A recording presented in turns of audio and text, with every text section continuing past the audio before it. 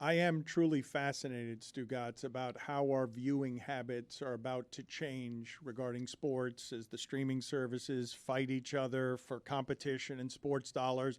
And eventually, it's going to become such a menu that you're going to get frustrated that some of the things that you're used to seeing, you can't see because they've been put somewhere that you weren't expecting them to be put and you're not paying for it.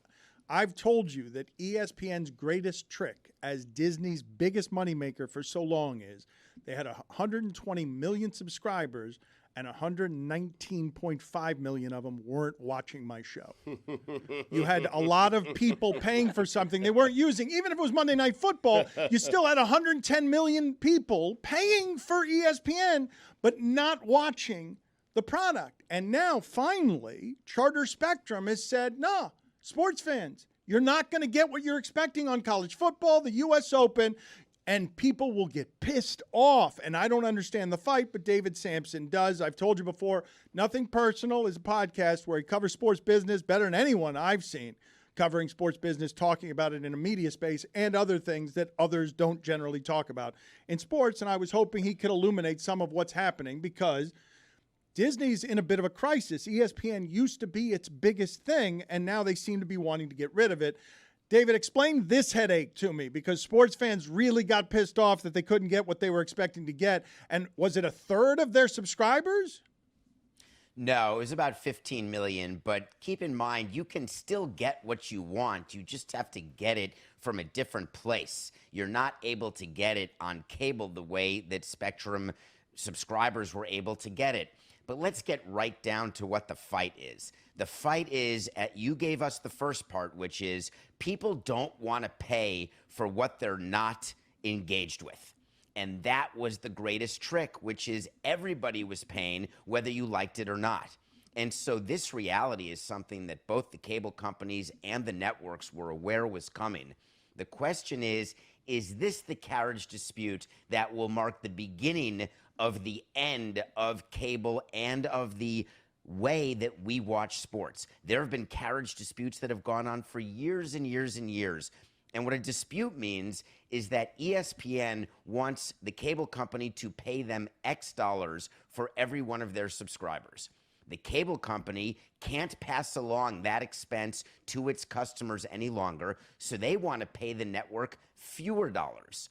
The problem is ESPN counted on every one of those dollars when it bought the live rights to all of the sports they show, and they're contractually obligated to pay those dollars to the leagues, which then pay them to the players. So something's got to give. And when you go all the way down the stream, what's going to give is revenue that leagues have, and that's passed on to players. Players' salaries could definitely be impacted by this. David, what do you think the answer is to your own question?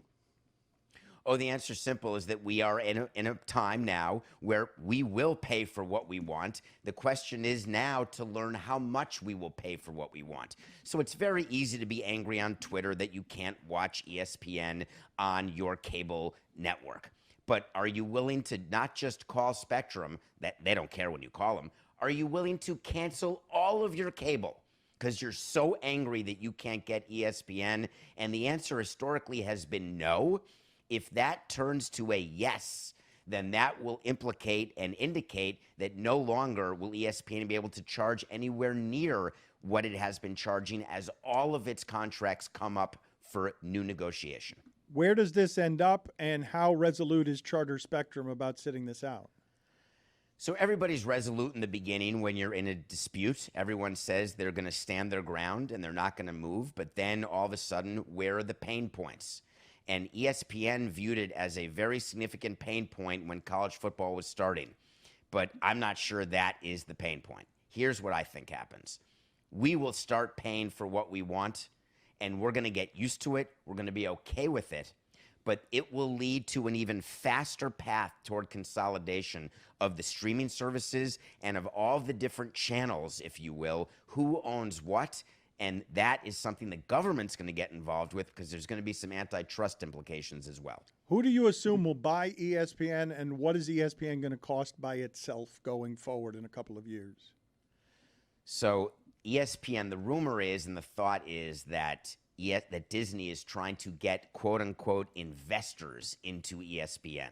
And the purpose for that was to pay down some of the debt of Disney as Disney tries to get its stock price up because it's being dragged by all of the debt that it has as a company. So if you can monetize some limited partner shares in ESPN, that would be great. But when Bob Iger is approached by a company, let's say Apple, who's willing to buy the entire network, that's something that not only will they consider, but I believe they will actually do. And the timing for this is not ideal for ESPN or for Disney because this could have a quashing impact on the actual enterprise value of ESPN, which they are assuming, Disney is assuming, will bring in $30 to $40 billion to help them offset some of their debt. And I don't know that even Apple would spend that amount on ESPN, given where ESPN Plus is and where the general number of subscribers are of ESPN, which is plummeting. What do you find most interesting about everything Disney and ESPN related? I find it most interesting that rights fees continue to do nothing but go up, and that Adam Silver and the NBA is assuming that they're going to keep getting this gravy train to continue, but eventually all runs come to an end. Just like with regional sports networks, teams actually believed that our rights fees would skyrocket year after year. We were buying networks, trying to get equity, and then overnight it disappeared. And I believe that that's the same path we're on. What are the questions not being asked that you're asking on Nothing Personal about this? One of my big things on Nothing Personal is how agents and the unions are dealing with this, because they're so interested in tying revenue to payroll, and that's what you do when you have a salary cap and a salary floor. But no one's ever thought to ask what happens when industry revenue goes down, because in sports leagues, it's always only gone up. But a huge part of revenue for these leagues is the national broadcast deal. And in 10 years, when the NFL is up, or in a couple of years when NBA is up, MLB in 7 or 8 years, what will actually happen if the rights fees stay the same or even go down? I read that, and I was stunned by this. I know that John Skipper, the CEO of Meadowlark, raked the ACC when he was at ESPN. The ACC has a horrific television deal. But I read the other day that when the ACC adds teams, ESPN just has to pay $24 million for each of the teams that moves over there, even though the conference alignment is all screwed up. Your belief is, how different will our viewing habits be in 3 years? Well, 3 years ago, how focused were you on streaming, and how focused were you on your YouTube and on your video when you were contemplating what your business would be at Meadowlark? Everybody has made a bet, other than Fox, that streaming is the way to go, except no one's made money. All the streaming services, save Netflix, have lost money hand over fist, but it's basically been funded by all of the original silos of money, which are subscription-based. So I believe that it is going to be a total subscription model based on only paying for what you want, and the cream and the best will rise to the top and continue to prosper, like your show and only a few others. But you're going to see a lot of things disappear, because the truth is they never had an audience to begin with. Basketball rights are not going to be the place where this stops, right? The TV rights, Silver's going to get what he wants. This round, I believe he will. This will really come to a head if it would ever impact the NFL, because people view the NFL as the shadow in the room that is always going to have increased value, because that's what everybody's watching, and it's proven to be the case. But what happens if that changes? That will then impact all the sports downstream of the NFL. You are of the belief, do I have this wrong? I don't want to overstate this on your behalf, but you are of the belief that a reckoning is right on the cusp of happening. If the TV rights, the Dodgers can pay what they pay because they've got this amazing regional television contract.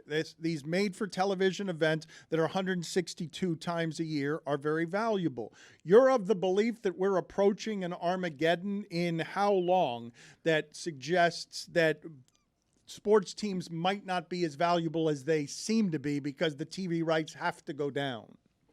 Armageddon, I wouldn't say. Adjustment, I would. And 3 years to me is nothing because it's way too fast. But I'd say certainly in the next decade, how everyone is engaged with your show or my show or sports leagues or live sports, it's all going to change.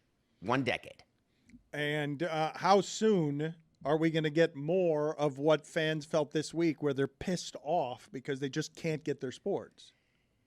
They're not. So that is something that is being promulgated all over. There are still ways to get ESPN for those who have cable, but you're blacked out. There are different platforms where it is available that you have access to.